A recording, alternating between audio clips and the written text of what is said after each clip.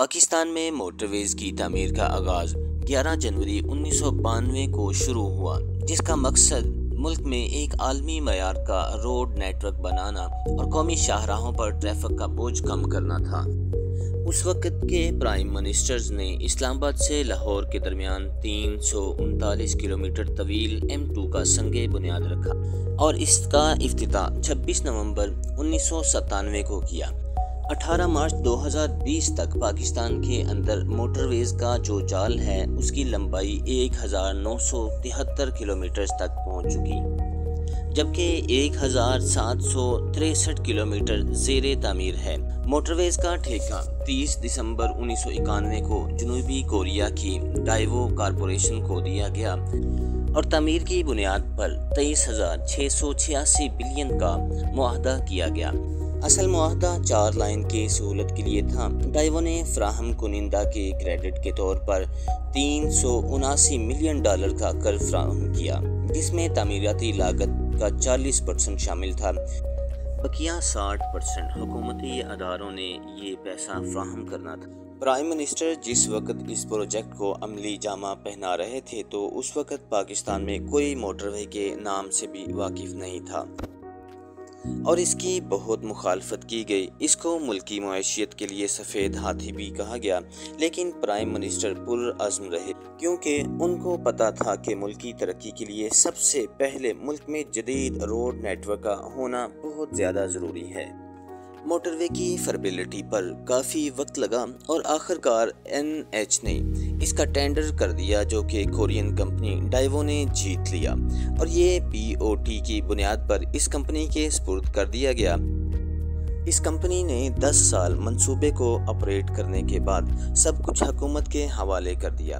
جب M2 1997 میں مکمل ہوئی تو اس وقت پرائم منسٹر نے اس پر فورس قائم کرنے کے لیے اس وقت کے ماہر پولیس افسر شیر شگری اور افتخار رشدی کو نئی فورس قائم کرنے کا ٹاسک دیا۔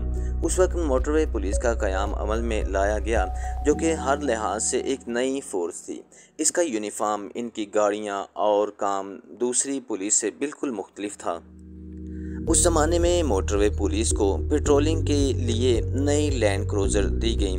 ان کی تنخواہیں اور سہولیات دوسرے تمام پولیس فورسز سے زیادہ تھیں اور یہاں سے ایک نئی پولیس کلچر کی بنیاد رکھی، جس کی وجہ سے پورے ملک کی پولیس کلچر میں بڑی تبدیلی آ گئی۔ یہ ملک کی واحد پولیس فورس بن گئی جس نے دن رات بارش، آندھی، سردی، گرمی میں لوگوں کے سفر کو محفوظ بنانے کے لیے کام کیا اور موٹر ویز کو اتنا محفوظ بنا دیا کہ اب کسی بھی وقت دن ہو یا رات آپ اس پر سفر کر سکتے ہیں۔ لیکن ہمارے بعض لوگوں کو ترقی راست نہیں آتی اور مختلف عوامل نے ترقی کے راستے کو روک دیا اور جس پروجیکٹ نے ملکی ترقی میں مین کردار ادا کرنا تھا اس کو روک دیا گیا اور بعد میں M3 کو 3 کی بجائے 2 لائن میں تبدیل کر دیا۔ انٹرنیشنل فرم کی بجائے اپنے لوکل کنسٹرکٹر کو پروجیکٹ دے دیا گیا، جس کی تعمیر غیر معیاری ہوئی۔ انٹرنیشنل فرم کے اوپر کیس بنائے گئے اور ان کو ملک سے بھاگنے پر مجبور کیا گیا۔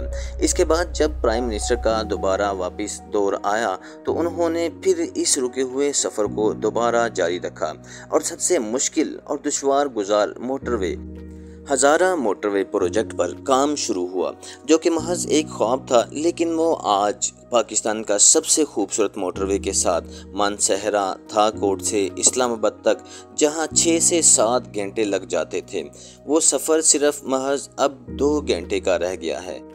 موٹر وے کی بدولت ہر انٹرچینج آج ایک نیا شہر بن گیا اور ہزاروں لوگوں کو اپنے گھروں کے نزدیک روزگار مل گیا۔ موٹر وے کی وجہ سے ملک میں جدید اور نئی بسیں آ گئیں اور مسافروں کی گھٹیا کھٹارا بسوں ویگنوں سے جان چھوٹی اور ٹرانسپورٹ سسٹم بھی اپ گریڈ ہو گیا۔ جنوبی ایشیا میں پاکستان وہ ملک بن گیا جس کے پاس وسیع موٹر ویز نیٹ ورک موجود ہیں اور ہنگامی حالات میں، جنگی حالات میں جہازوں کو بھی اس پر اتارا جا سکتا ہے۔ اس سے قبل شیر شاہ سوری نے 16ویں صدی میں پشاور سے کلکتہ تک 2500 کلومیٹر طویل GT روڈ بنائی تھی۔